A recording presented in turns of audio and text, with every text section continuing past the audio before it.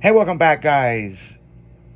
You're listening to Pure Adrenaline, only on Styling Radio, the number one source for everything automotive. So, yep, it's 11 o'clock. You know where your kids are? Because I sure don't. The street lights are on. The street light's been on for a minute.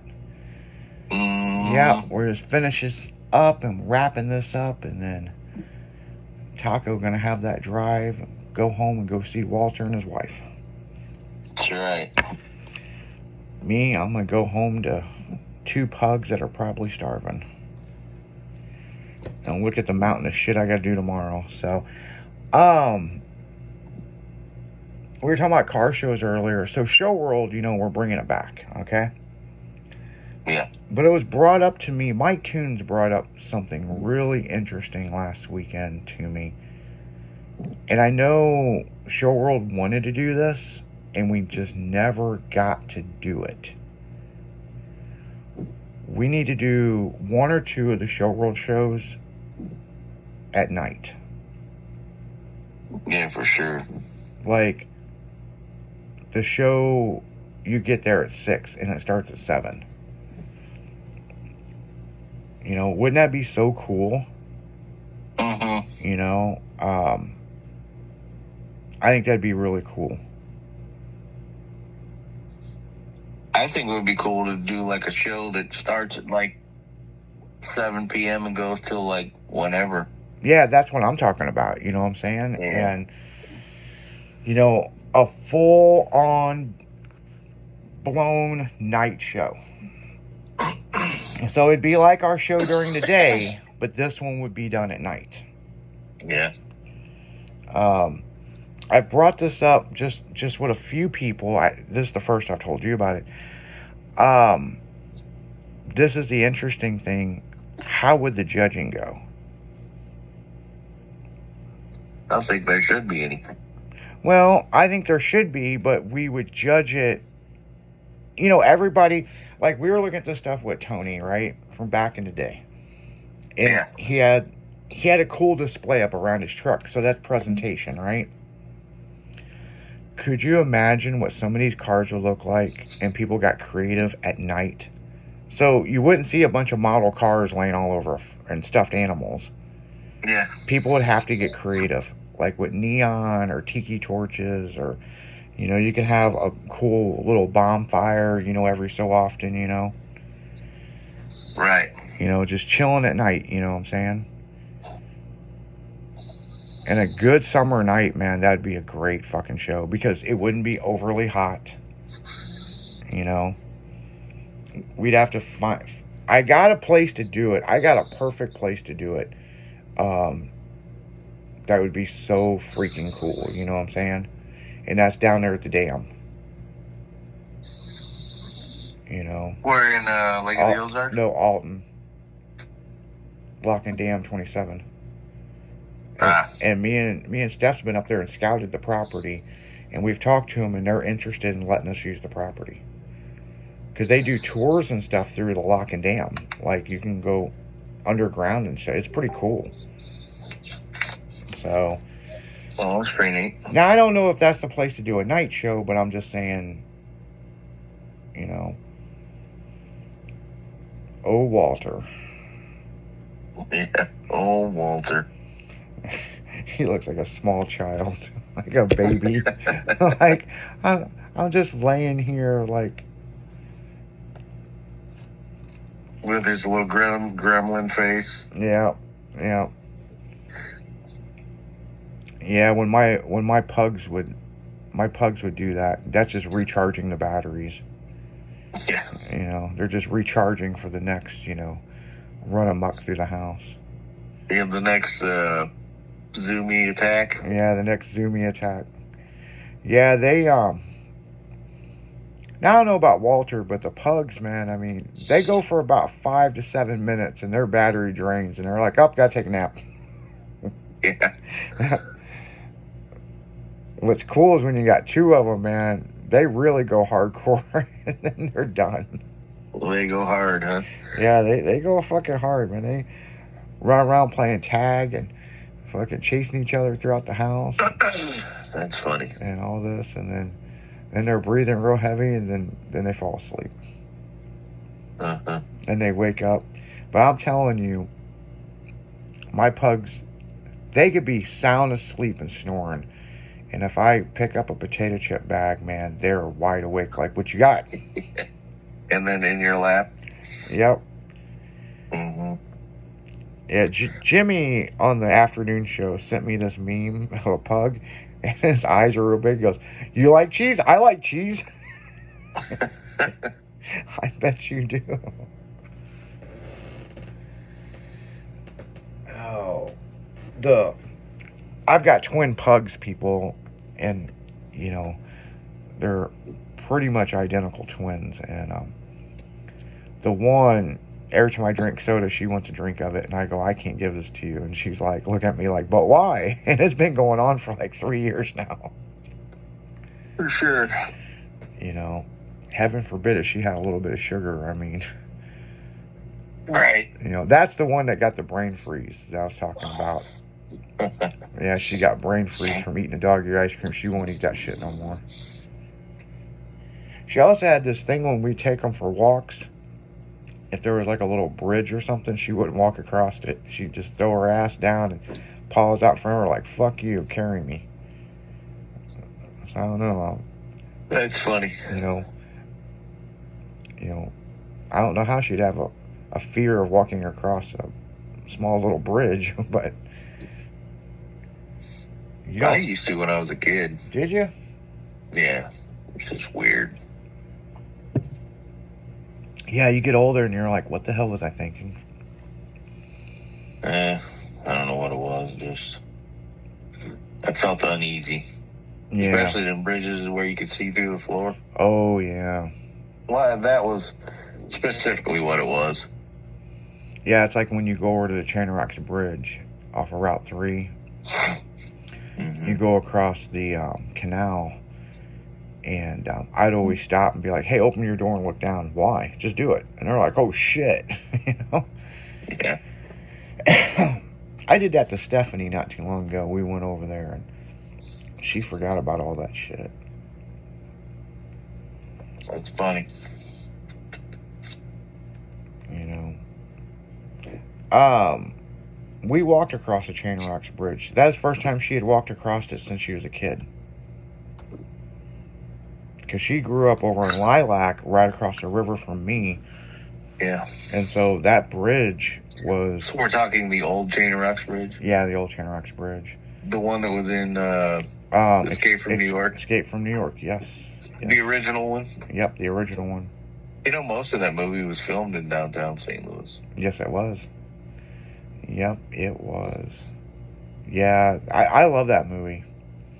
But what's interesting is you walk across a bridge and then you go home and you watch that scene.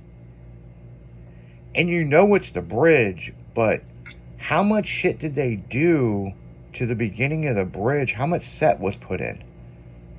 Right. You know, I mean, you can still see on the bridge where they ran cars into the side of it, if you know what you're looking at. If you know. Yeah, there's a guy that made a YouTube video specifically on the movie and the bridge, right? And he's pretty damn accurate where everything was, and you know, we'll show this and this, and then I mean, a lot of unnecessary time, you know what I'm saying? But like, yeah. But people, that bridge was shut down since the 70s, and because it turns in the middle. Yeah, it's a fucking damn near 90-degree turn in the bitch. 2 big Lincolns couldn't go at the same time. No. And that was a toll road. That was a toll bridge. Yes. And then they built 270, and that bridge, it was set for demolition, and then the government said no because they were trying to preserve bridges during the Cold War in the 80s. They didn't want to tear a lot of bridges down because, you know, if if the Russians attacked us, I mean, we would need crossways, you know what I'm saying? Yeah. So, that was Well, there used to be an amusement park at the bottom of it on the St. Louis side. No, it was at the top of the hill. So when you come across the bridge, if you look straight up, there was a big amusement park at the top of the hill, which, in fact, almost was going to be Six Flags. And Six Flags tried to buy it, and they refused to sell it. And it actually had something to do with Anheuser-Busch, because there's a whole big story about this. Anheuser-Busch funded that park, right? But Six Flags did not want to sell alcohol, so they decided to go to Eureka, right? And they were not going to sell alcohol. And they didn't sell alcohol for a long time, and then, I guess in the late 80s or something like that, or 90s, they changed their mind. Because attendance was down. But do you know some of the old stuff from that amusement park is still up there? Huh. Yeah. Stephanie lived over by there, and they used to come through there. And you know, on the other side of the hill where the church is, you know, that's an old BMX track, like rad. Yeah. Yeah. So. Yeah, it's a pretty wild place. It was Castle Bombs. Castle Bombs, yeah. Yeah. I wonder if there's anything online about Castle Bombs. I don't know. You know. I remember the first time that track was shut down, okay? But a lot of the stuff was still there, right? Mm-hmm. You know, it had a drawbridge you went across. I mean, it was a fucking 80s hell track. I remember I dropped in on that thing and I hit that first jump, and that was the biggest air that I ever got at that point in my life. And I just remember flying through the air. I'm like, I'm gonna fucking die. And I made it, and I was like, let's do it again. You know? But I'm telling you, that thing would launch you probably 60 foot out. And you're going down that big ass hill. It was nuts. And then the church bought the property, and they really made it hard, and they overgrown it, and people kept going back there and cutting it so it's still there, but it's fucked. You know, I'd like to go there this winter and see if I can walk back there, but I don't think there's much. I mean, everything's pretty much gone. And I went there, me and a friend, we bought a 4-wheeler, and he got so much money off for taking this ATV class, and we wound up going to Castle Bombs and riding our blasters up and down the hills and stuff. This was probably 25, 30 years ago. Oh, no shit. It might have been even longer than that. Yeah, I'd like to see if there's anything online about it, because when it shut down, but my understanding, it was one of the first tracks in Missouri. It wasn't the first one, but it was one of the first ones, but it was like the biggest one. And this had to have been like in the early 80s or like late 70s. It had to have been late 70s, early 80s, and then it shut down. I'm looking. You see anything? But no, I don't see anything. Yeah, that's crazy. Don't see anything. Yeah, and that's the problem, that nowadays it's like they got this new algorithm with the search engines, especially, and they just want to show you shit that you might want to buy, and it just pisses me off. Or stuff that you talked about an hour later. Yeah, it shows up on your phone. Yeah, it's such an invasion of privacy, but then again, sometimes it's good, you know? Yeah, I'd never heard of a RC car demolition derbies where they make metal bodies for these RC cars. Oh, yeah. And I talked about it at the RC car track, which is 6 miles from my house. Mm-hmm. I got home, and I'd be damned if there wasn't RC car Demolition Derby shit. Demolition Derby videos on Facebook when I got home. Yeah, one of the guys that he's a pretty big time guy that does all the coding for my companies. Brian used to mail me a letter, and I'd get him about once or twice a week, and it would have a date on it. On a certain date, we would have a conversation and talk about this subject. And he was tracking to see how fast it would show up in an algorithm, because he was building algorithms to do that shit. And it was so crazy because he was trying to see what his competition was doing. And sometimes it'd be within minutes of talking about it. Sometimes it would take a day or so. So I see. Yeah, we were talking about Chinese food. I've got the thing right here for Walk Express since 1989. Maryland Heights, right? So I got a bunch of these menus they dropped off to us, and you know, I was talking about Chinese food on the afternoon show, and big as shit. I think it was like 3 o'clock or whatever. It was right before we went back on, and there was a dozen things about local Chinese food on my phone. And I might have to come over that way and get me some Walk Express. Do you want me to bring you one of these menus? Well, here, you can have one of these menus, man. Fucking, it's huge. It's a huge fucking menu. I need to go to House of Chen in Breckenridge Hills. House of Chen is good. That's my jam. So with your fried rice, right, or beef fried rice, shrimp fried rice, pork fried rice, do you like a little egg in it?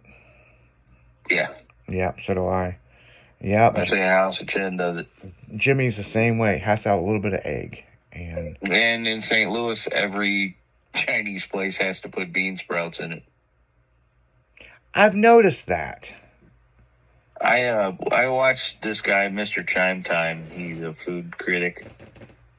He just drives all over the place, and he was in St. Louis eating St. Louis Chinese food, and our Chinese rice, or our fried rice, it's dark because they use a certain kind of soy sauce, and